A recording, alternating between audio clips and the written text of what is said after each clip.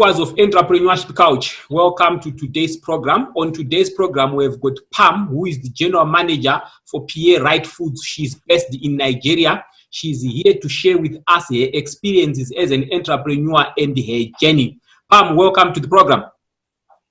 Thank you, Shepherd. And Pam, thank you, viewers. Thank you for having me.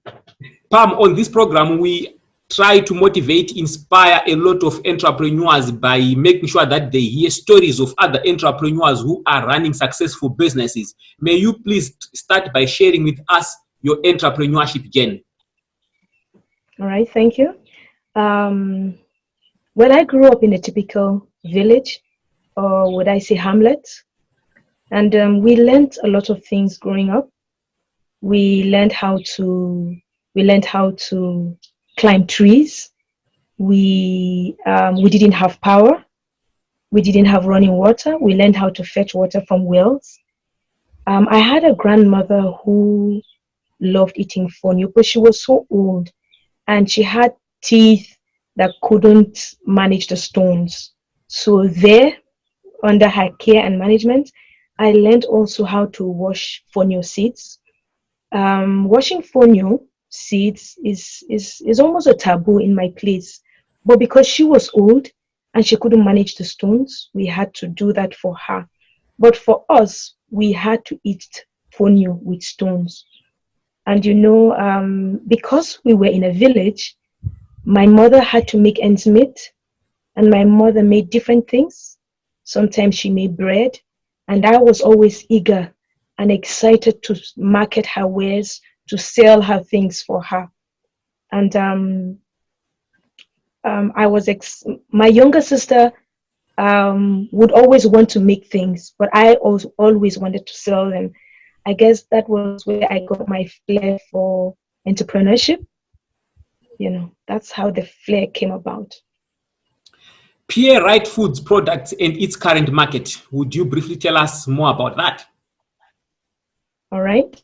So Ryat Foods was incorporated in 2007. I co-founded Ryat with my husband. We started with one staff. We have grown to over 15 direct staff. We also have almost 200 women that are indirect staff. Ryat Foods are easy to use. They are ready for the pot. They are sun-free. They are highly recommended for diabetic patients, for nursing mothers, for children, for the aged, because they are rich in protein, and they are very high in amino acids. Our products are high in amino acids, especially an amino acid called cysteine. Another is methionine. These are very essential amino acids that are, you know, needed in today's physio health of an individual, but are lacking in most cereals or grains that you find around. So Ryat Fonio is rich in protein, essentially. It's a product that is gluten-free. Therefore, those with a gluten intolerance have another option. You know, we also have a 45% market share. Seed capital is a challenge for so many aspiring entrepreneurs. They've not started to run their businesses complaining about seed capital. How did you solve the issue to do with seed capital? I started with what I had. I started with the people I knew. I started with where I was. So my mother had given me a small tabletop sealing machine, which I started with because I needed that to package the grains. My husband gave me 2,000 naira, which is $5 equivalent of what it is now. And that is how I started my business. I bought 10 measures of fonio from the market, of the hulled fonio from the market. I washed these grains. I dried them under the sun. We had the sun. And I packaged them. I sealed them. And I dropped them in supermarkets. And the orders just kept coming in. and the rest is history. A lot of women entrepreneurs always tell us that there are challenges that normally come with being a woman entrepreneur. From your own experience, what have been some of the challenges that you may have experienced? Well, there are quite a number of challenges, but I would like to focus on three. Balancing my life as a mother, as an entrepreneur, as a woman, or would I say a spiritual being, were some of my major challenges. Another challenge that we had was awareness, because fonio is an ancient grain and it was actually going extinct. Creating awareness for the product was posing a huge challenge for us. And after we created awareness, another challenge that followed suit was machinery. There aren't fonio processing machines anywhere. And so my husband, who is a civil engineer, but who has passion for mechanical engineering, designed and innovated indigenous machines for us. I want to talk a little more on the first challenge that I mentioned. How I was able to balance my life, or balance all of these three aspects of my life that need so much commitment, essentially was teams. Once you have a good team, it takes a lot of strain off you. So we were able to focus on building a good team. We were able to focus on systems. Once there are systems in place, things can move on in your absence, even when you are not there. And for my family, I have fostered 2 other children. These children are much older than my own children, and they have been able to take care of my children and be with them when I'm not around. But as occasion demands, as soon as my children are out from school, I usually would have them come over to the factory and spend time with us. So I guess this is how I've managed these 3 phases of my life. The next 5 to 10 years, what's the vision for Pierre Foods as well as yourself as an entrepreneur? Well, our desire would be to promote ethnic foods globally. We want to see us as global players. We see us making a difference. We've made a difference in terms of changing the narrative. We've demystified the myth that fonio should be eaten or can't be eaten without sand.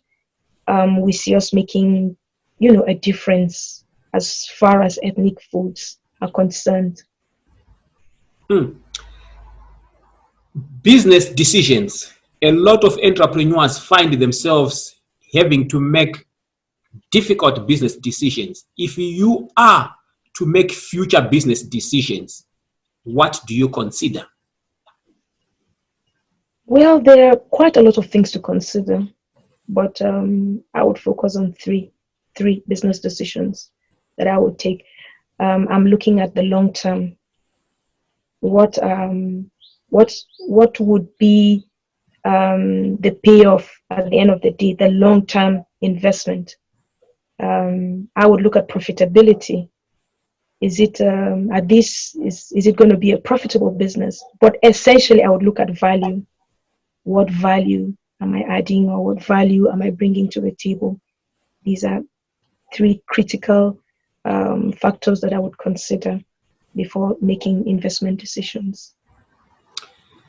Future available business opportunities. Do you think there are still a lot of future available business opportunities in Nigeria as well as in Africa and the whole world? Oh yes, I think the opportunities are huge. I'm particularly inspired by the story of Hagar.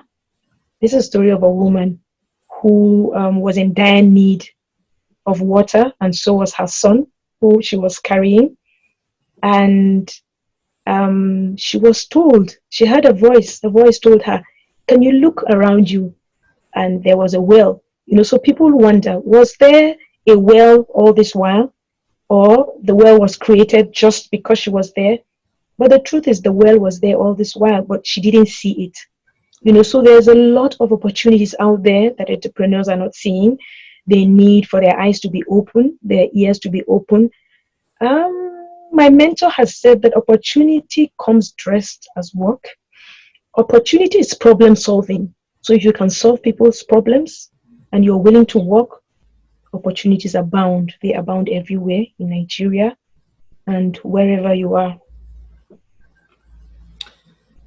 We cannot finish this program without talking about employment creation and empowerment. How has your company addressed these two issues? Well, in terms of empowerment, we've partnered with a British-based company called Palladium International to boost a robust social enterprise for women. Most of or 60% of the Fonio farmers are women. And we've been able to install 2 dehulling machines. It has reduced drudgery for these women. We have 100 in 2 different communities. That's like 100.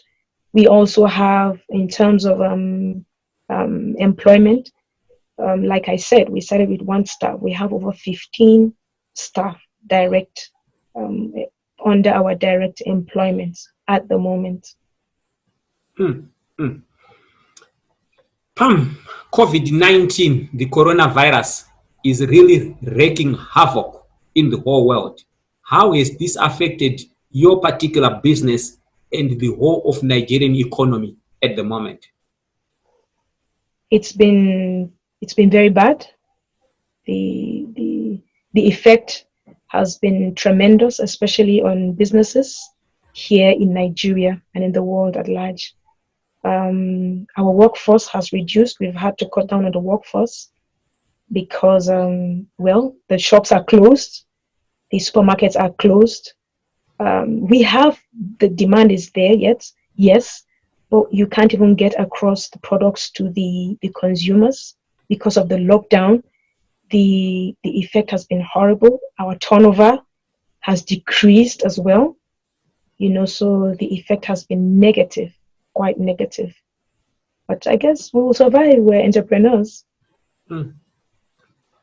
I would like you to take this opportunity to talk to your clients and your future market. What do you want to say about Pierre Foods as well as your products? All right. So we're here to serve our customers. We're here to serve our clients. We want to encourage people to eat healthy. A lot of people are not eating healthy. Our products are safe to use. We want to encourage more people to look within. The grass always looks greener on the other side. So Nigerians are always looking out for foreign foods, but we encourage them to eat ethnic foods. I mean foods that are produced in their countries, because that way you even know exactly what you're eating. If you eat something you're not too sure of, you're not sure of what you're eating. But we encourage our customers to eat well and eat healthy and stay safe. In closing, Pam, I want to ask you to talk to our viewers, but particularly women entrepreneurs and the girl child. What sort of inspiration, motivation, what are your last words to these viewers? Well, I would encourage women entrepreneurs to dare to dream. You need to discover what God has put in the inside of you. You need to discover your purpose. You need to discover why you were here. You were not made by accident. You were not created by chance. You still have a lot to offer. And for the young girls, I would like them to focus. Just don't lose your focus. Go to school if you can, but if you can't, learn a trade. Pam, Thanks very much for affording us this opportunity. We hope that your business is going to continue and grow. We are very sure that a lot of entrepreneurs that have been on the platform have benefited a lot from you. We will also look forward to interact with you again in the coming period. To our viewers across the globe, that has been Pam, the co-founder and general manager for Ryat Foods. Their company is doing extremely well. You need to continue watching our shows. And please remember to subscribe and watch out for our future shows. Once again, Pam, thanks very much for your time. Thank you, Shepherd. Welcome.